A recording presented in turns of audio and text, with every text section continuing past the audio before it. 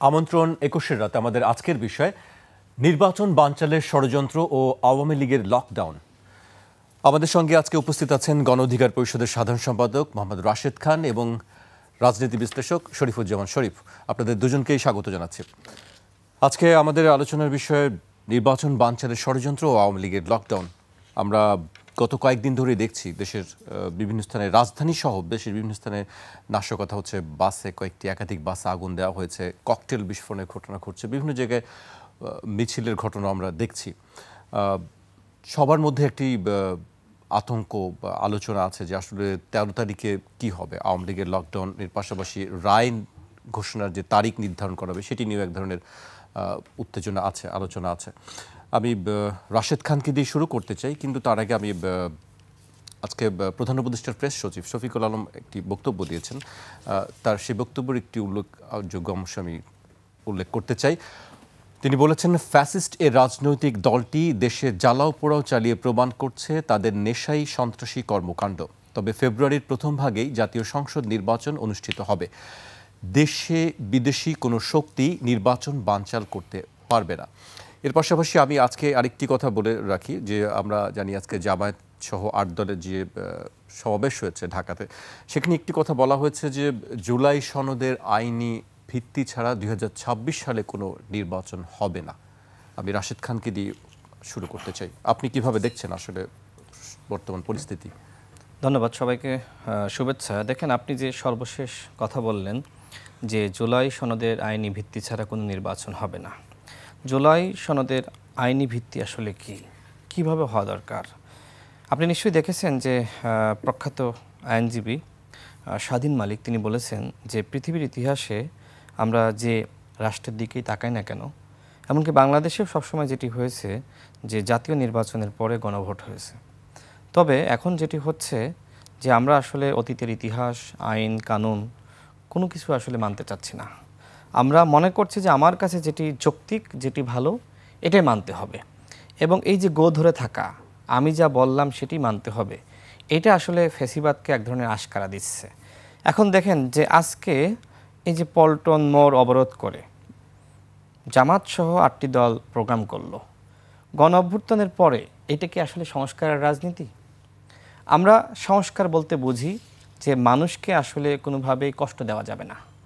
সারাটা দিন আজকে ঢাকা শহর বন্ধ থাকলো, তো আপনারা যারা সংস্কারের কথা বলছেন, তারা কি আসলে রাজনীতির সংস্কৃতি এইভাবে অবরোধ, রাস্তা বন্ধ করা, যমুনা ঘেরাও করা, হুমকি দেওয়া, আওয়ামী স্টাইলে কথা বলা, এটিকে কি আপনারা মনে করছেন সংস্কারের রাজনীতি?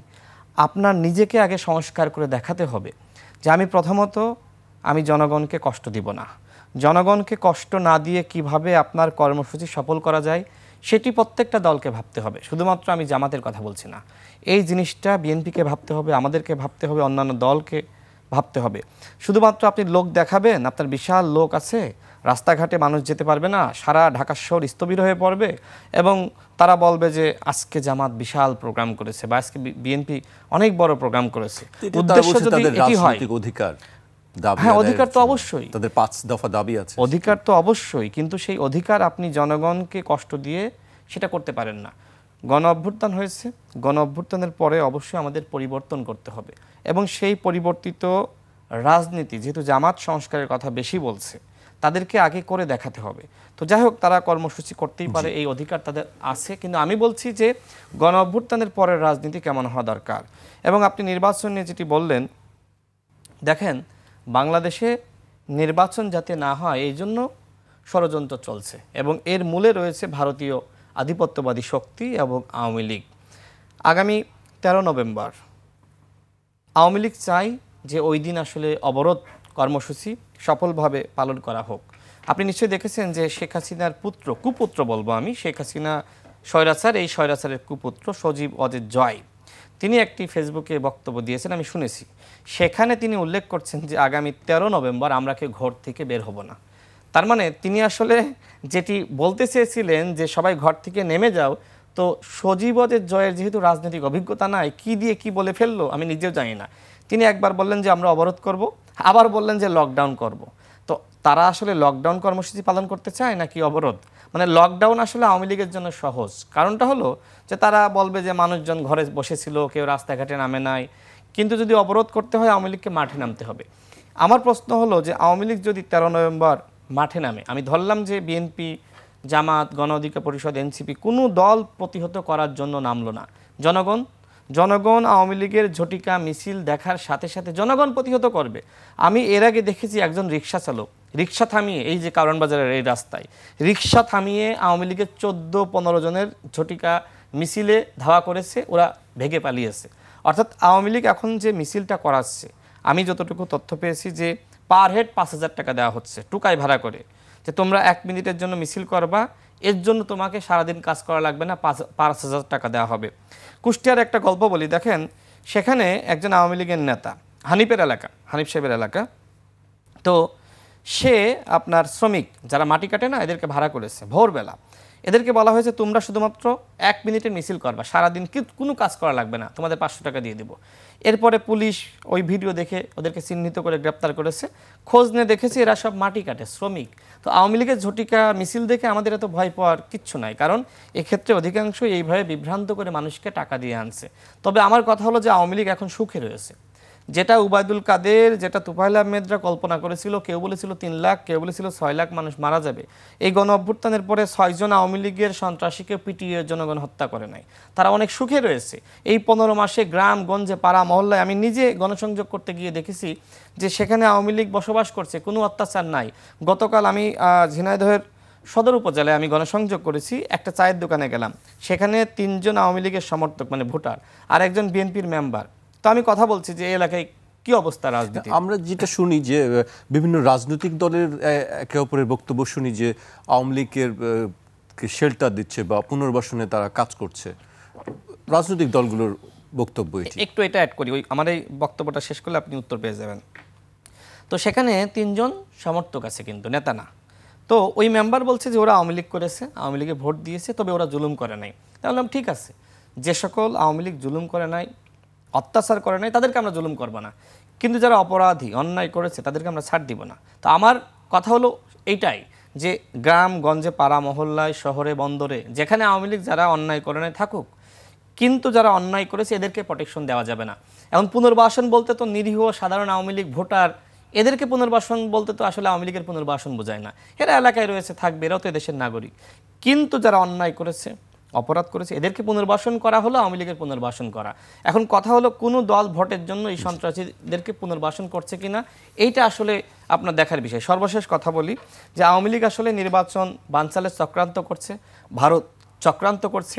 ইতিমধ্যে আমাদের গণ অভ্যুত্থানের কতিপয় শক্তি তারাও নির্বাচন হোক চায় না, তারা মনে করছে নির্বাচন হয়ে গেলে তো অমুক দল ক্ষমতায় চলে যাবে।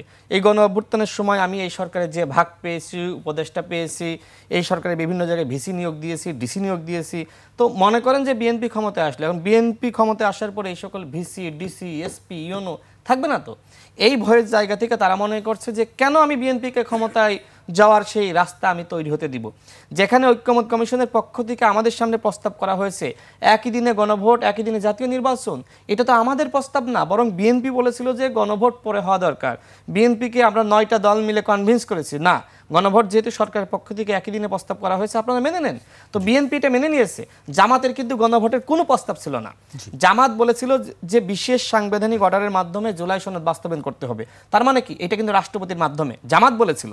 সেই জামাত এখন বলছে যে রাষ্ট্রপতি কোনো বিশেষ সাংবিধানিক অর্ডার বা জুলাই সনদ বাস্তবায়ন আদেশ দিতে পারবে না।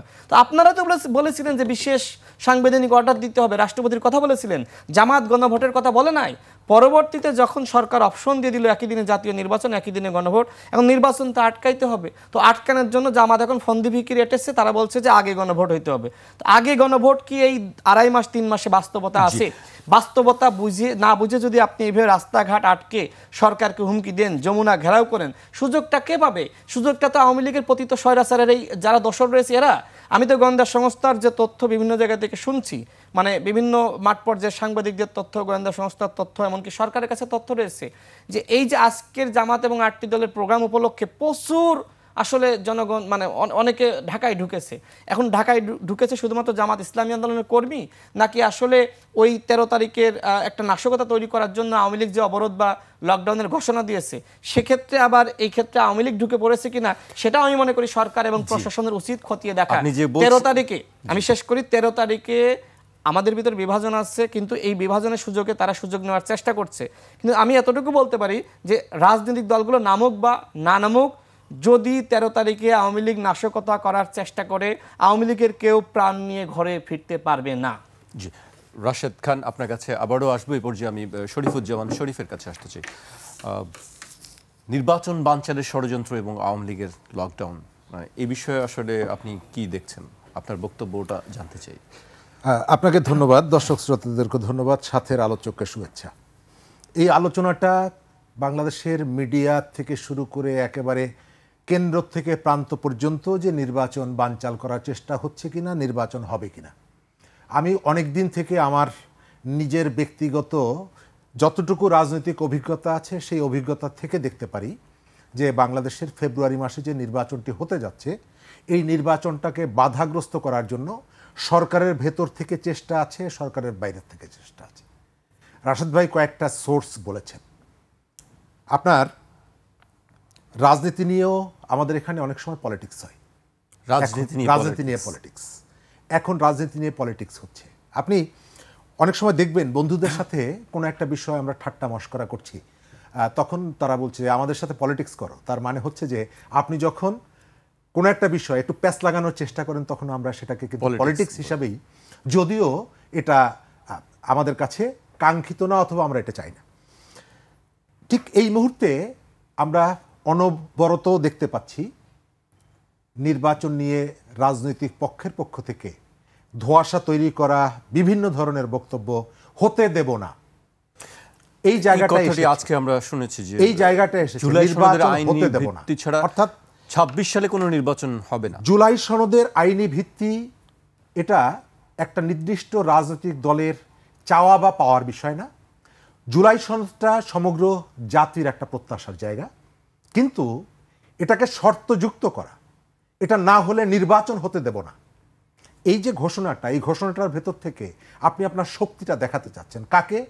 সরকারকে, অন্যান্য রাজনৈতিক দলকে, বাংলাদেশের জনগণকে, কাকে আপনি এটা দেখাতে চাইছেন? আপনি বিএনপির সম্পর্কে আমাদের অনেক কথা আছে, আমার পর্যবেক্ষণটা হচ্ছে বিএনপির যে সাংগঠনিক ক্ষমতা, সাংগঠনিক বিস্তৃতি, তার যে জনসমর্থন, এগুলো যদি জামাতের থাকতো, তাহলে জামাত আজকে এই যে জুলাই সনদ বলেন, জুলাই ঘোষণা বলেন, সংস্কার বলেন, কোনো কিছুর মধ্যে যেত না। শেখ হাসিনা 5ই আগস্ট চলে গেলেন, তার 3 মাসের মধ্যে জামাত যে কোনো প্রক্রিয়ায় নির্বাচন করে তারা ক্ষমতায় বসত, যদি বিএনপির সেই যে সক্ষমতা আছে সেটা যদি তাদের থাকতো। কারণ বিএনপি এই জায়গাটা অনেকগুলো জায়গায় স্যাক্রিফাইস করেছে। বিএনপির রাজনীতি নিয়ে অজস্র অসংখ্য ক্রিটিক করার সুযোগ আছে। তাহলে কি বিএনপি জামায়াতের থেকে এই জায়গাটা পিছিয়ে আছে? উদারতা, বিএনপির উদারতার সুযোগটাকে এখন গণতান্ত্রিক ব্যবস্থায় ফিরে আসার যে সুযোগ, সেই সুযোগের সাথে বাধাগ্রস্ত করা হচ্ছে। বিএনপি যে উদারতাটা দেখিয়েছে, এই উদারতাটা হচ্ছে আমাদের দেশের যে রাজনীতিতে যে আবর্জনাগুলো জমেছে, অন্ধকার জমেছে, এই আবর্জনাটা একটু পরিষ্কার করার জন্য একটা উদ্যোগ। তার সমস্ত কর্মীরা বিএনপির এই মনোভাবের সাথে একত্রিত হয়নি, একমত হয়নি, তার অসংখ্য প্রমাণ আছে। গতকালকেও জানি কোথায় যেন নিজেরা পিটিয়ে একজন আরেকজনকে মেরে ফেলেছে। সংস্কারের কথা বলছে, 31 দফা প্রস্তাবনা বিএনপি সবার আগে তুলেছে, বিএনপি সংস্কারের কথা সবার আগে বলছে, কিন্তু এই বার্তাটা তার সাধারণ মানুষকে দিলে সব কর্মীকে দিতে পারেন, এটি সত্য। এবং যে কর্মীরা এটিকে গ্রহণ করেনি তারা মারামারি করছে, এটাও সত্য। কিন্তু বিএনপি কিন্তু সংস্কার করার একটা প্রয়োজনীয়তা অনুধাবন করে রাজনীতিতে কতগুলো বাক পরিবর্তনের চেষ্টা করছে। এখন আপনি এসে যখন বলছেন যে এটা না করলে নির্বাচন হতে দেব না, আচ্ছা, এর ভেতর থেকে রাষ্ট্র বহির্ভূত আলাদা একটা কর্তৃপক্ষ প্রতিষ্ঠা করার একটা ভাবনা প্রকাশিত হচ্ছে নির্বাচনের আগে, এই যে দাবিগুলো, সেই দাবিগুলো তোলার ভেতর থেকে। এবং আমাদের সমাজের মধ্যে একদল জ্ঞান পাপীকে আমি দেখছি বিভিন্ন টেলিভিশনে এসে নানা ধরনের কুতথ্য দিয়ে সংবিধান, নির্বাচন ইত্যাদি নিয়ে কুতথ্য দিয়ে সেই পরিস্থিতিটাকে আরও ঘোলাটে করার চেষ্টা করছেন। সংকটটা তৈরি হলো কোথায়? যখন আপনি ট্রেনের সঙ্গে ঠেলাগাড়ি পেছন থেকে যুক্ত করে দিলেন, অথবা ঠেলাগাড়ির পেছনে যখন আপনি ট্রাক যুক্ত করে দিলেন। ডক্টর মোহাম্মদ ইউনূস কি বলেছিলেন? যে রাজনৈতিক দলগুলোর সাথে যারাদেরকে নিয়ে বসছি, আপনারা যে সমস্ত জায়গায় একমত হবেন সেই জায়গাগুলোকে ধরে আমরা তুলনামূলকভাবে একটা গ্রহণযোগ্য জায়গা তৈরি করব। এই কথাটি উনি এখন কেন বলছেন না? যখন ঐক্যমত্য কমিশনের বৈঠক উদ্বোধন হলো, রাশেদ ভাইরা সেই মিটিংয়ে ছিলেন, আমরা ছিলাম না, আমরা বাইরের থেকে দেখেছি। তিনি তো বলেছিলেন যে রাজনৈতিক দলগুলো যে সমস্ত পয়েন্টে একমত হবে আমরা সেই পয়েন্টগুলো নিয়ে এগোবো। কিন্তু এখন আমি দেখতে পাচ্ছি, এই যে বললাম আপনার ঠেলাগাড়ির সঙ্গে ট্রেন যুক্ত করে দিয়েছেন, আলী রিয়াজরা যে সর্বনাশটা এই দেশের করে দিয়ে গেছেন, এটি তো একটা পরিকল্পিত উদ্যোগ। 111 সহ বাংলাদেশের রাজনীতিকে একটা সংকটের মধ্যে ফেলে দেওয়ার জন্য যারা সচেষ্ট ছিলেন তারা সবাই এখন একত্রিত হয়েছেন, এবং গণ অভ্যুত্থানের পক্ষের শক্তির যে উদারতার সুযোগটা তারা নিয়েছেন। আমি উনি সামনে বসা সেই কারণে বলছি না, কোটা বিরোধী আন্দোলন থেকে মার খাওয়া তাদের শুরু। আপনি এই যে আলী রিয়াজকে কোথায় দেখেছেন? গত 15 বছরে যে লড়াই হয়েছে সেই লড়াই এই ব্যক্তিদেরকে কোথায় দেখেছেন? খলিলুর রহমানকে কোথায় দেখেছেন? তারা এসেছেন। আমরা এটি নিয়ে কিন্তু খুব বড় প্রশ্ন ওঠেনি। বিএনপি সেদিন বলছে যে বিদেশ থেকে এসেছে, বিএনপি এই প্রশ্নটি তখন তোলেনি, তখন সরল বিশ্বাসে অথবা মনে করেছে যে একটা পরিবর্তনের দরকার, কেউ কেন কাউকে দিয়ে কোথাও না কোথাও এটি শুরু করতে হবে। সেই উদারতাটাকে আজকে দেখছি ব্যবহার করে, অপব্যবহার করে নির্বাচন বানচাল করার। এবং সর্বশেষ আজকে যে ঘোষণাটি পূর্ব শর্ত, যে এটা যদি আপনি না মানেন তাহলে ভোট হতে দেওয়া হবে না, তাহলে কি করবেন? সংঘাত করবেন? আজকে আপনি যদি বলেন যে জুলাই সনদের বাস্তবায়ন ছাড়া এখানে নির্বাচন হবে না, কালকে বিএনপি যদি রাস্তায় নেমে বলে জুলাই নির্বাচনের আগে জুলাই সনদ বা গণভোট করা যাবে না, বা একদিনের আগেও গণভোট করতে দেব না, তাহলে সংঘাত উস্কানিটা যে দিচ্ছেন। এখানে আমি আওয়ামী লীগ পরাজিত হয়েছে, পালিয়ে গেছে, এবং তাদের বিরাট কর্মীও এখানে আছে, এটাও সত্য। আওয়ামী লীগ সব পালিয়ে যায়নি।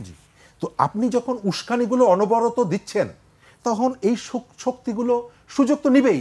আমি এটার জন্য আওয়ামী লীগকে যতটুকু দায়ী করব তার থেকে বেশি দায়ী করব ঢাকার রাস্তায় পুলিশ পাহারায় দৌড়াদৌড়ি ছাড়াই যারা এই হুমকিগুলো দিতে পারছে, তারাই সংকটটা তৈরি করছে। জি শরীফ ভাই, আমি আপনার কাছে আবার আসবো। এই পর্যায়ে আমি রাশেদ খানের কাছে আসতে চাই, কিন্তু তার আগে একটি বক্তব্য আমি উল্লেখ করতে চাই। গতকাল আমরা দেখলাম এনসিপির এক নেতার ফেসবুক পোস্টের পরই আমরা আরেক দেখলাম যে বাক্সাসের ছাত্রনেতা আব্দুল কাদের একটি পোস্ট দিয়েছেন, সেটি নিয়ে বেশ আলোচনা চলছে। আমি শরীফ ভাই যেহেতু বিএনপির রাজনীতি নিয়ে কথা বলছিলেন, সেই প্রসঙ্গে আমি রাশেদ খানের কাছে আসতে চাই। সোমবার সন্ধ্যায় নাসিরুদ্দিন পাটোয়ারি তার ভেরিফাইড ফেসবুক পেজে একটি স্ট্যাটাস লেখেন, বন্ধু তোমার লাল টুকটুকে স্বপ্ন আর পতাকা একটা সিটের বিনিময়ে বিক্রি করে দিও না। এরপরে শুরু হয় আলোচনা। এর মধ্যে আজ মঙ্গলবার সকালে বৈষম্য বিরোধী ছাত্র আন্দোলনের সাবেক সমন্বয়ক আব্দুল কাদের ফেসবুকে একটি পোস্ট লেখেন, একটা দলের নেতারা দিনের বেলায় হাঁকডাক ছাড়ে, দিনভর বিএনপির নিয়ে বেফাঁস মন্তব্য করে, আর রাতের বেলায় বিএনপির নেতাদের বাসায় গিয়ে ধর্ণা দেয়। মিডিয়ায় গলাবাজি করা আপসহীন ওই নেতা এবং তার ইমাম সাহেব গত 15 দিনে 20টা সিটের জন্য বিএনপি নেতা সালাউদ্দিন সাহেবের বাসায় 3বার মিটিং করেছেন। মির্জা ফখরুল ইসলামের বাসায় ধর্ণা দিয়েছেন এখন পর্যন্ত একবার। আসন ভাগানোর কৌশল হিসেবে মিডিয়ায় গালিগালাজ করে বেড়ান, বাসায় গিয়ে বসে থাকেন, তবু আসন মিলে না। হা হা হা হা। এটি আব্দুল কাদেরের। আচ্ছা, আমি এই বিষয়ে আপনার বক্তব্য জানতে চাই। জি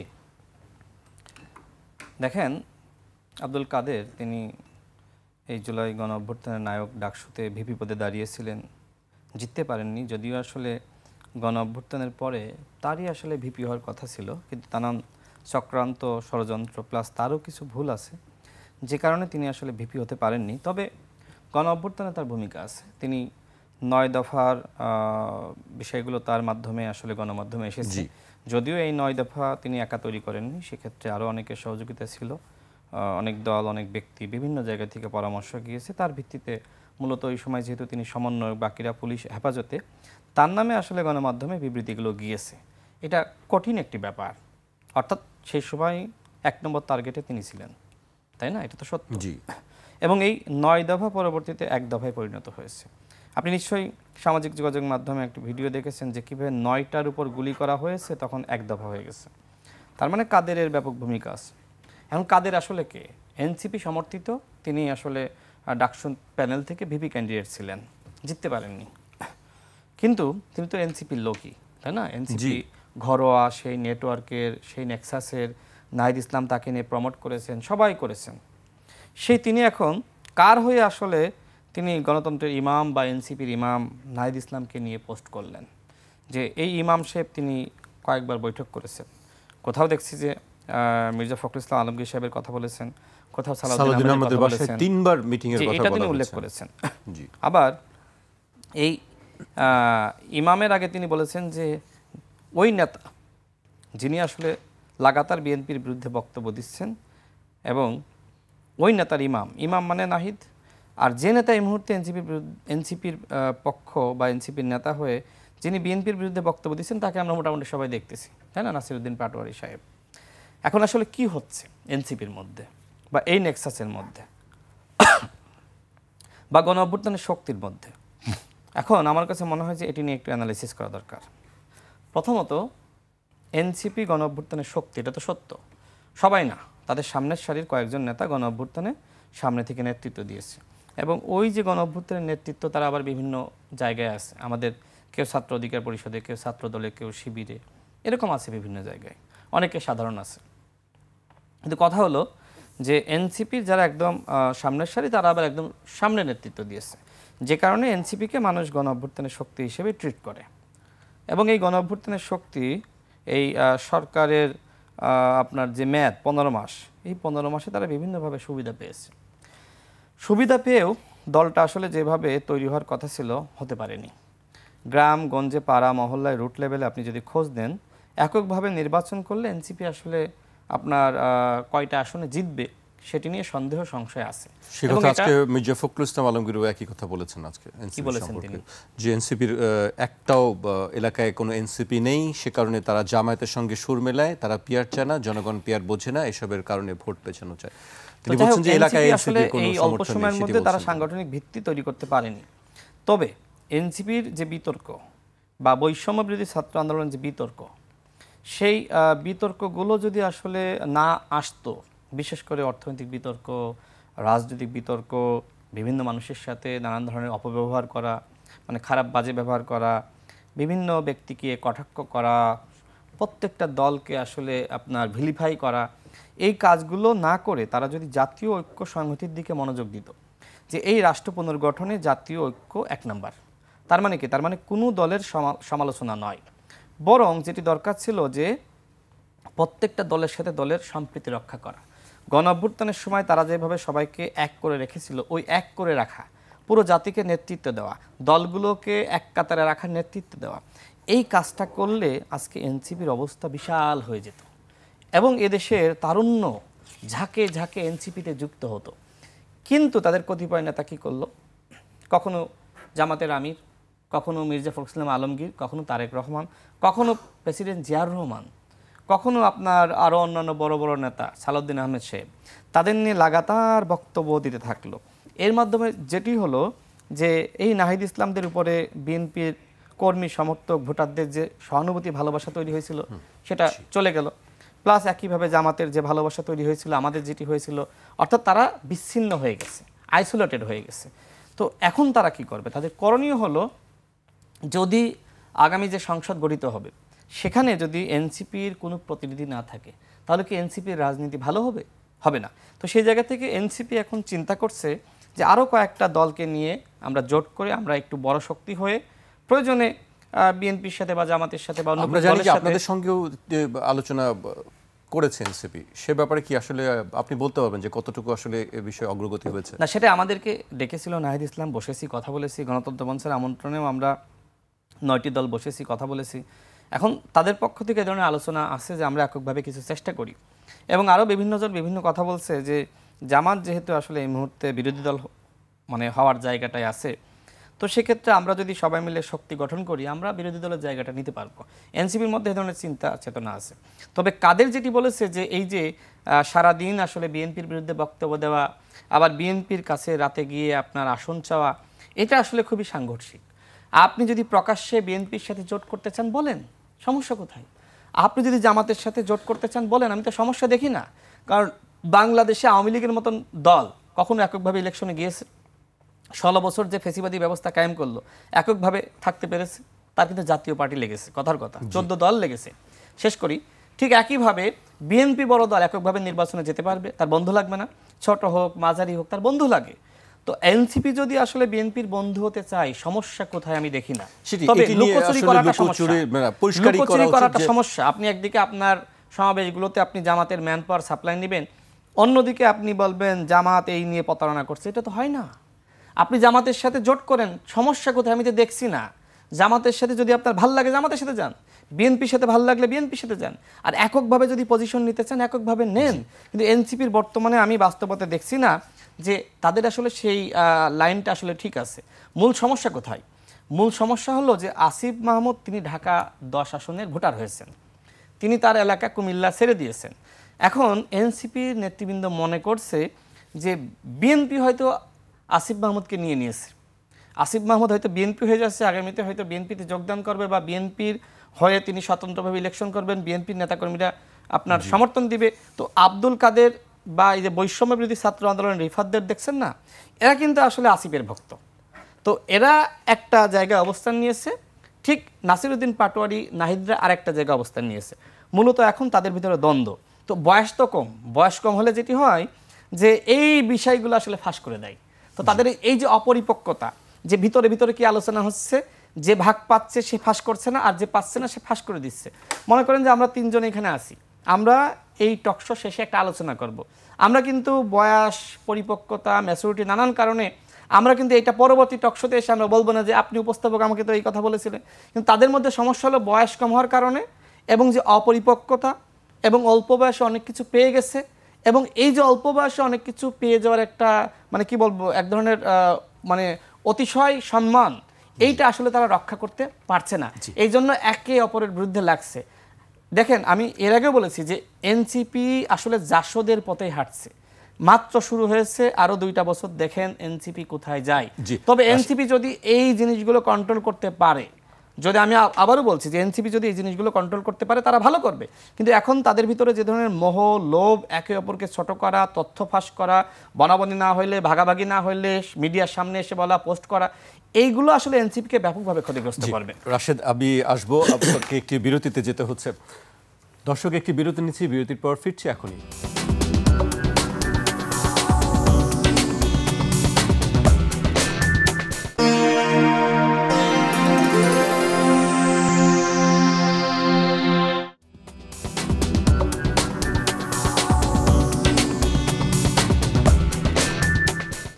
বিরতির পর আবারও স্বাগত। আপনারা দেখছেন 21-এর রাত।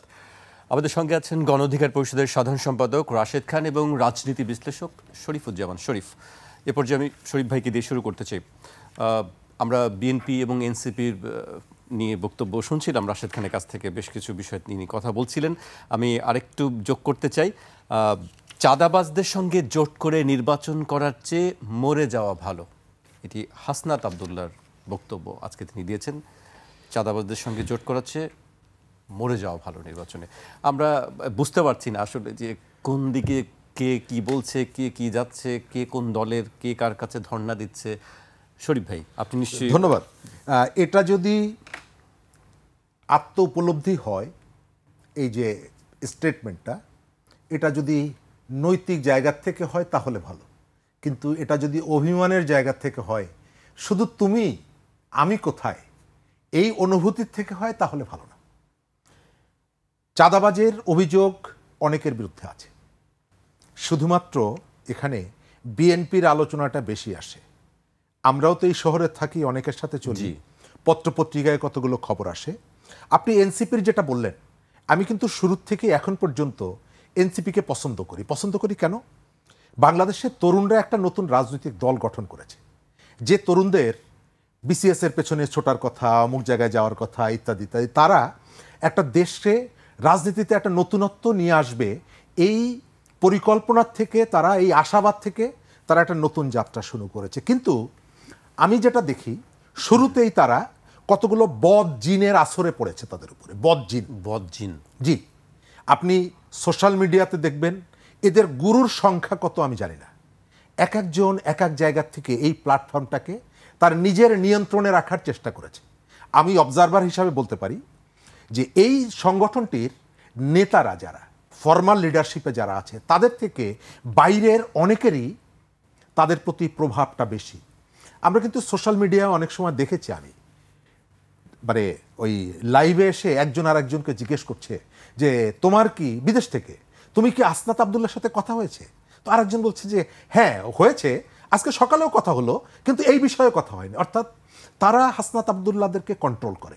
এবং আমি যতটুকু খোঁজ নিয়ে দেখেছি, এই যে বদ জিনের আসরের কারণে তারা কখনো কখনো সকালে এক ধরনের কথা বলে, বিকেলে এক ধরনের কথা বলে। এক, দ্বিতীয়ত হচ্ছে এরা বিপ্লবী। মানে এই বদজিনরা কোন মতাদর্শের?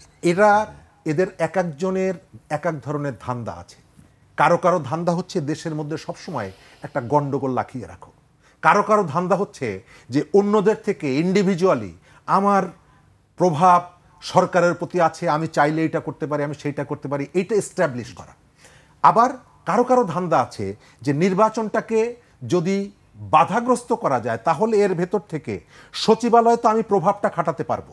ইলেকশনটা হয়ে গেলে এমপির বাইরে এখন যে সচিবালয়ে ঢোকার যে পাস আছে, এই পাস বাতিল হয়ে যাবে, আমি তো ঢুকতে পারবো না। সুতরাং যদি একটা গন্ডগোল লেগে থাকে তাহলে বাজারে আমার দামটা যথার্থ থাকবে। আপনি খেয়াল করবেন যে কোরবানির সময় যেবার পশুর হাটে পশুর সাপ্লাইটা কম থাকে, ওই সময় অনেকেই শুনেছি যে বাড়ির থেকে ছোট গরুটা টেনে নিয়ে যাচ্ছে, কারণ যেহেতু ডিমান্ড সাপ্লাইয়ের একটা ভারসাম্যহীনতা আছে, দামটা বাড়ছে। আপনি কোনো দেশে বিপ্লবীরা প্রত্যেকটা বিষয়ে এইভাবে গলা উঁচিয়ে কথা বলে আপনি শুনেছেন?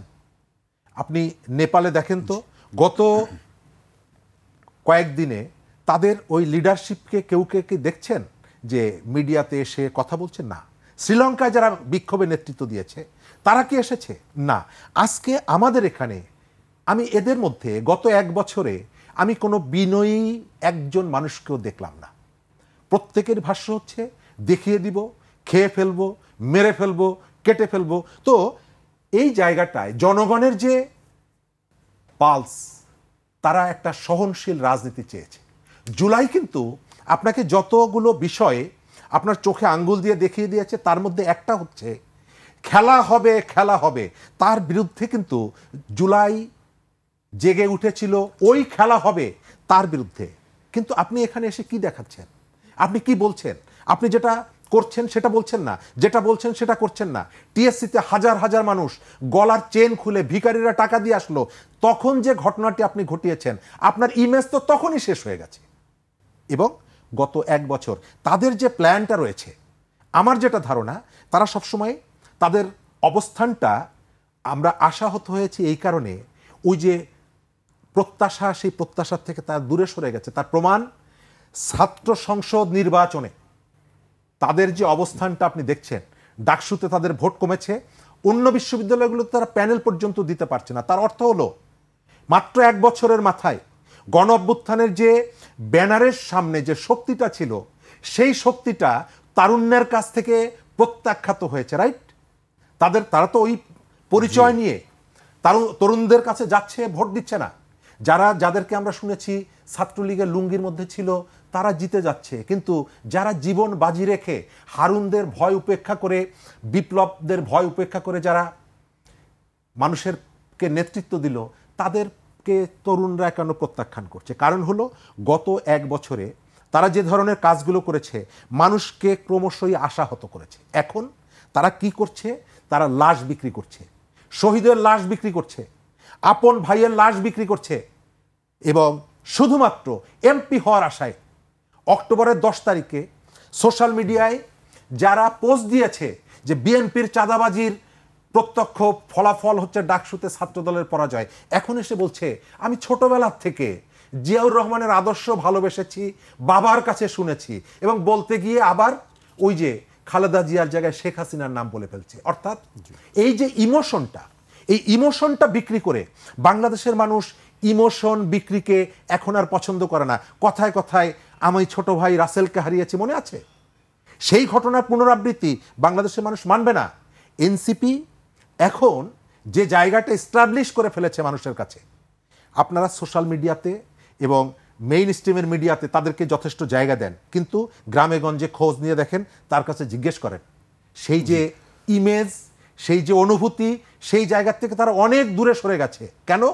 শুধুমাত্র তাদের মতো একটা তরুণদের একটা শক্তির উত্থান এখানে প্রয়োজন থাকার পরেও তারা দূরে সরে গেছে। কেন? কারণ তারা মানুষের পালসটা বুঝতে পারে নাই।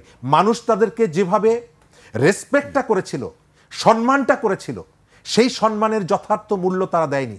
তারা গত 1 বছর অনবরতভাবে তারা তাদের গলার স্বর চড়া করে, মানুষকে ভয় দেখিয়ে, মানুষকে হুমকি দিয়ে যেটা করতে চেয়েছে এবং নাটক করেছে, অভিনয় করেছে। আপনি দেখেন আজকে নাসিরউদ্দিন পাটোয়ারি সকালে এক ধরনের কথা বলছে, বিকালে এক ধরনের কথা বলছে। তাদের দলের ভেতর থেকে এই ধরনের প্রতিক্রিয়া আসছে। আমরা শাহ মুয়াজ্জেমদের কাছ থেকে যে কথাগুলো শুনতাম, উবায়দুল কাদেরদের কাছ থেকে যে কথাগুলো শুনতাম, সেই একই ধরনের বক্তব্য তার কাছ থেকে শুনি। সকালে এক ধরনের, এবং এমন কোনো নেতা নাই যাকে তিনি আক্রমণ করছেন না। তিনি কি এই নেতাগুলোর থেকে অনেক বড় হয়ে গেছেন, অনেক বড় রাজনীতিবিদ হয়ে গেছেন, কিন্তু তারপরে মানুষ শ্রদ্ধা চায়, মানুষ দেখতে চায় যে আপনি একজনের রাজনীতিকে পছন্দ করেন না, কিন্তু তাকে সম্মানের সাথে কথা বলেন, কিন্তু সেটি তো আমরা দেখছি না। জি, শরীফ ভাই আপনার কাছে আবারও আসবো। আমি রাশেদ খানের কাছে আসতে চাই। আমরা এনসিপি নিয়ে বেশ কিছু আলোচনা শুনছিলাম আপনাদের দুজনের কাছ থেকেই। এবার আমি একটু বিএনপি, জামায়াত এবং আওয়ামী লীগের যে বিষয়গুলো আছে সেটা নিয়ে আপনার কাছে জানতে চাই। আসলে কি সংঘাত কি সামনে আপনি কি আশঙ্কা করছেন কোনো, আসলে যে এই আওয়ামী লীগের লকডাউন, বিচার, বিএনপির সঙ্গে জামায়াতের একটি দূরত্ব, বিভেদ, এতে কি আসলে কি সংঘাতের দিকে যাচ্ছে পরিস্থিতি?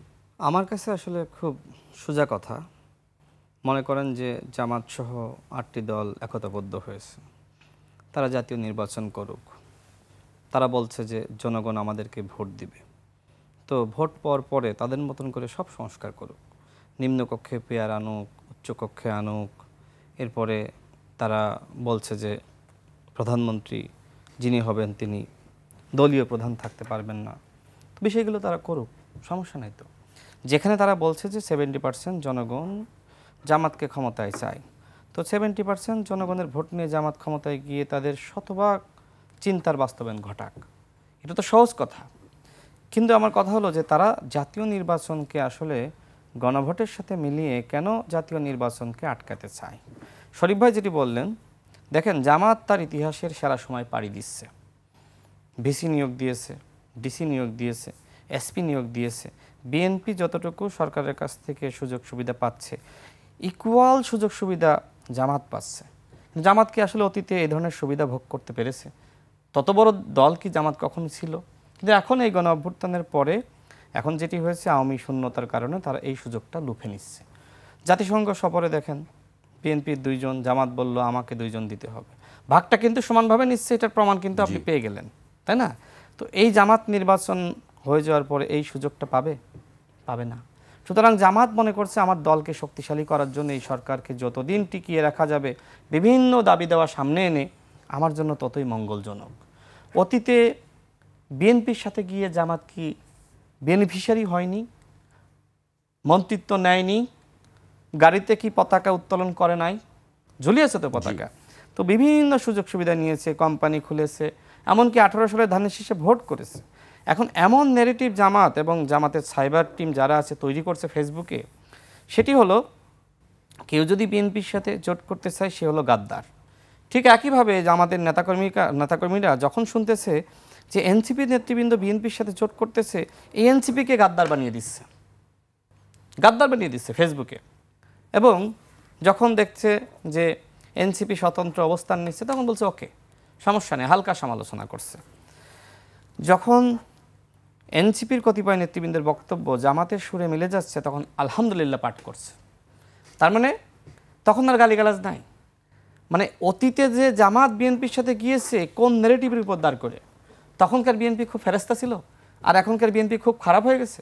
উল্টো শরীফ ভাইরা সিনিয়র পলিটিশিয়ান আরও বলতে পারবে, তিনিও তো একসময় ছাত্র রাজনীতি করেছেন যেহেতু, যে ওই সময়কার বিএনপির থেকে বর্তমান বিএনপি সংস্কারের কথা বলছে, ইতিবাচক কথা বলছে, সহনশীলতা এবং ধৈর্যশীলতা দেখাচ্ছে সেই সময়কার বিএনপির থেকে। তার মানে জামাতের উচিত এখনকার বিএনপির প্রশংসা করা যে বিএনপির ভিতরে আমরা পরিবর্তন লক্ষ্য করছি। তো আপনি যখন বিএনপির সাথে গিয়েছিলেন তার কাফফারা দেন, বলেন যে আমি বিএনপির সাথে গিয়েছি, আমি মন্ত্রিত্ব ভোগ করেছি, আমি সরকারের সুবিধা নিয়েছি, সুবিধা নিয়ে এই কোম্পানি গঠন করেছি, এগুলো সব জনগণকে দান করে দেন। আপনি বিএনপির সাথে গেলে আপনি খারাপ হননি, এখন যে কেউ বিএনপির সাথে জোট করতে চাইলে সে হয়ে যাচ্ছে নব্য ফ্যাসিস্টের দশর, মানে এনসিপিকে বানানো হচ্ছে, আমাদেরকে বানানো হচ্ছে। আমার কথা হলো যে এনসিপিকে সিদ্ধান্ত নিতে হবে, যদি তারা বিএনপির সাথে যেতে চায় যাবে, সমস্যা কোথায় আমি দেখি না তো। একটা দলের সাথে জোট করতেই পারে, কৌশলগত কারণে সে তাকে সহযোগিতা করবে আর সে তাকে সহযোগিতা করবে, একে অপরকে সহযোগিতার মাধ্যমে যদি তারা রাষ্ট্র পরিচালনায় একসাথে কাজ করতে চায়, এখানে প্রবলেমটা কোথায় এটা আমি আসলে মানুষকে বোঝাইতে পারছি না। জামাতের ন্যারেটিভ দাঁড় করাচ্ছে যে বিএনপির সাথে এনসিপি গেলেই বিএনপি শেষ হবে, কিন্তু জামাতের সাথে যদি এনসিপি যায় সারা জীবন ধরে এনসিপিকে বলবে জামাতের এজেন্ট, বলবে না? জি, পাকিস্তানের দশর, মানে কথার কথা রাজাকারের দশর। তো এই গালিগুলো, এই আপনার ট্যাগগুলো আসলে এনসিপি নতুন দল হিসেবে তো তাদের পক্ষে আসলে এটা মোকাবেলা করা কঠিন। তো এনসিপি যে সিদ্ধান্তই নিক না কেন, যদি তারা মনে করে যে আমি জামাতের সাথে যাব, আমি মনে করি সেই অধিকার তাদের আছে, কিন্তু ওই যে ট্যাগটা আসলে বেশি সহ্য করা লাগবে। যেটা এনসিপির অনেকের সাথে আমার কথা বলে তারা একই কথা বলেছে যে জামাতের সাথে গেলাম ভালো কথা, কিন্তু সারা জীবন ধরে যে আমাদেরকে ট্যাগিং করা হবে, এই ট্যাগিংটা আমরা কেমনে মোকাবেলা করব? টকশোতে গেলে, মিডিয়াতে গেলে সারাক্ষণ বলা হবে তুমি তো ভাই জামাতের এজেন্ট। তো এনসিপিকে এই একটা ব্লেম দিবে, এই জন্য এনসিপি এই জায়গায় সতর্ক অবস্থানে, আমি যতটুকু জানি তারা অন্তত জামাতের সাথে যাচ্ছে না এনসিপি।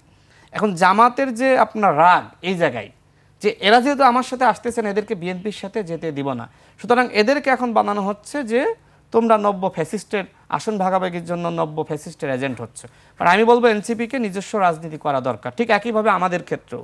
আমি যদি মনে করি আমার অমুক দলের সাথে গেলে ভালো, আমার যেতে কোনো সমস্যা নাই, কিন্তু আমাকে যেটা নাহিদ ইসলাম বলেছে যে অতীতের দায় আছে, এরকম কোনো দলের সাথে গিয়ে আসলে আমরা ওই বিতর্ক, আমরা কোনোভাবেই বিতর্কের মুখোমুখি হতে চাই না।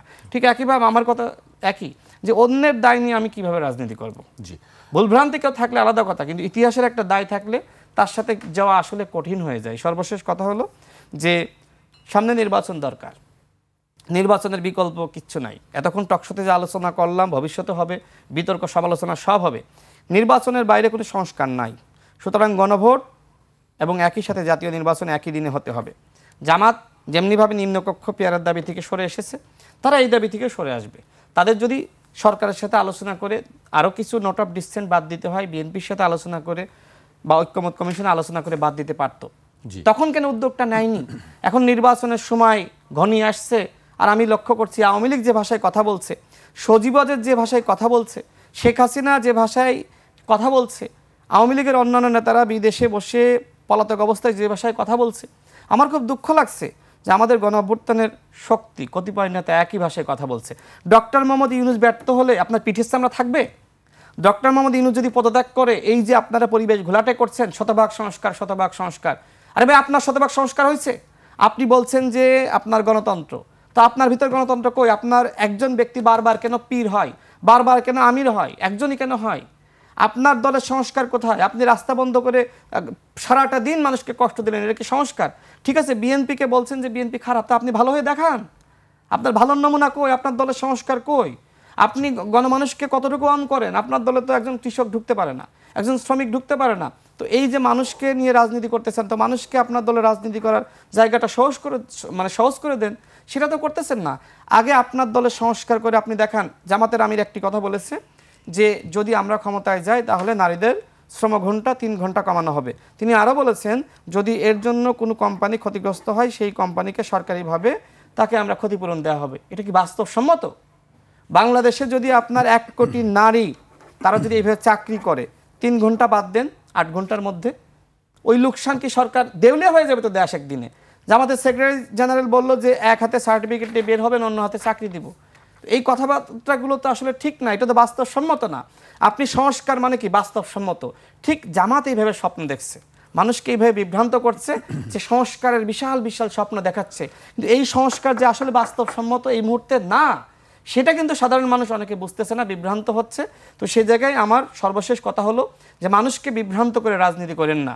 রোজা আর পূজা এক হইতে পারে না।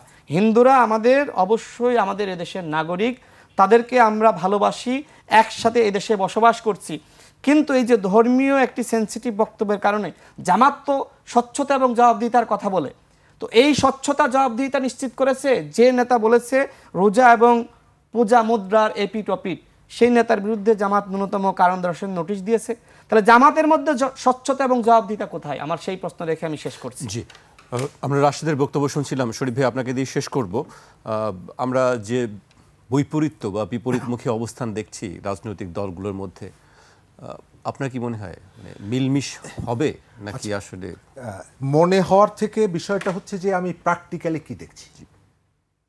প্র্যাকটিক্যালি দেখছি 1 বছর আগে যে ধরনের কথা বলতেন, সুযোগের অভাবে অনেক মানুষ এখানে সৎ, সুযোগের অভাবে এখানে অনেক মানুষ গণতান্ত্রিক, সুযোগের অভাবে এখানে অনেকেই সহনশীল।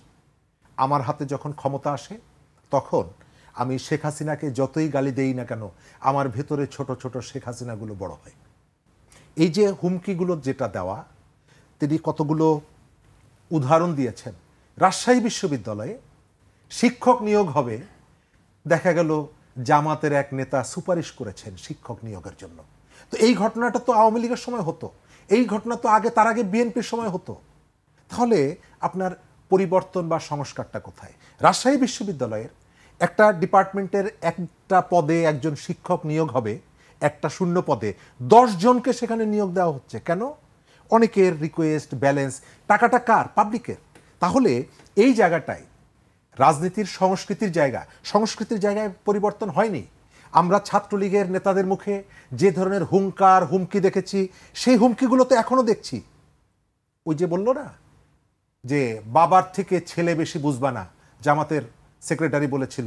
আজকে এনসিপিকে তো তার সন্তান হিসাবে জামাত সার্টিফিকেটে দিয়ে দিয়েছে। এবং এনসিপি, আমি শঙ্কা করি এই নির্বাচনের আসন ভাগাভাগিকে কেন্দ্র করে তাদের দলের অখণ্ডতা বিনষ্ট হতে পারে, আমার সংশয় তৈরি হচ্ছে।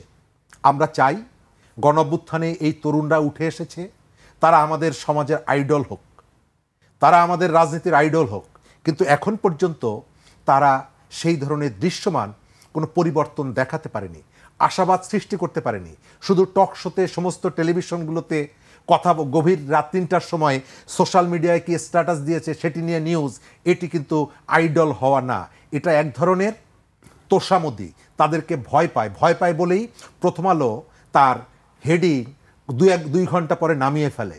তো এই ঘটনাগুলো পুনরাবৃত্তি হোক আমরা চাই না। আমরা একটা নির্বাচন চাই। বাংলাদেশের এখন যে অবস্থায় আছে, এই অবস্থায় যদি এইভাবেই থাকে, জামাতের নেতাদের কোনো লস নাই, বিএনপির বড় নেতাদের কোনো ক্ষতি নাই, বিএনপির নেতাদের কোনো ক্ষতি নাই, রাজনৈতিক নেতাদের ক্ষতি নাই। গতকালকেও ইটালির রাষ্ট্রদূত বলে গেছেন যে এই অবস্থায় আমরা এখানে বিনিয়োগ করব না। IMF বলছে এই অবস্থায় আমি ঋণ দিব না। গবেষকরা বলছে ডিসেম্বরের পরে আপনার দক্ষিণাঞ্চলে 1.5 কোটি মানুষ দুর্ভিক্ষের মুখোমুখি পড়বে। একটা অস্থিতিশীল অবস্থায় বিভিন্ন জায়গা থেকে চিহ্নিত সন্ত্রাসীরা কিন্তু ঢাকায় প্রবেশ করছে। চিহ্নিত সন্ত্রাসী যারা, বড় বড় গডফাদার যারা ছিল এখানে, সন্ত্রাসী, শীর্ষ সন্ত্রাসীরা, আপনি তাদেরকে জেল থেকে ছেড়ে দিয়েছিলেন 5ই আগস্টের পরে, তারা সক্রিয় হয়ে উঠেছে। গতকালকেও পুরন ঢাকায় প্রকাশ্য দিনের বেলায় আরেকজনকে হত্যা করেছে। অর্থাৎ আইন শৃঙ্খলা পরিস্থিতি নাই, অর্থনীতি ধসে পড়েছে, মানুষের জীবনমানের উন্নয়নের কোনো সম্ভাবনা নাই, মানুষের মধ্যে কোনো স্বপ্ন নাই। এই অবস্থায় আপনি এই ধরনের একটা আধা প্রতিবন্ধী সরকারকে, এই ধরনের একটা অথর্ব সরকারকে আপনি টেনে নিয়ে যাবেন। যে প্রেক্ষাপটে গঠিত হয়েছিল তখন সেটা ঠিক ছিল, কিন্তু এই ধরনের একটা সরকারকে অনন্তকাল যদি আপনি টিকিয়ে রাখতে চান, বাংলাদেশের যতটুকু সম্ভাবনা, যতটুকু স্বপ্ন এখন পর্যন্ত আছে, সেই স্বপ্নগুলো অন্ধকারে মিলিয়ে যাবে। জি, আমাকে আজকে এখানেই শেষ করতে হচ্ছে। আপনাদের দুজনকে অনেক ধন্যবাদ আমাদেরকে সময় দেওয়ার জন্য। দর্শক, আজ এখানেই শেষ করছি। কাল আবার দেখা হবে ঠিক রাত 12টায়।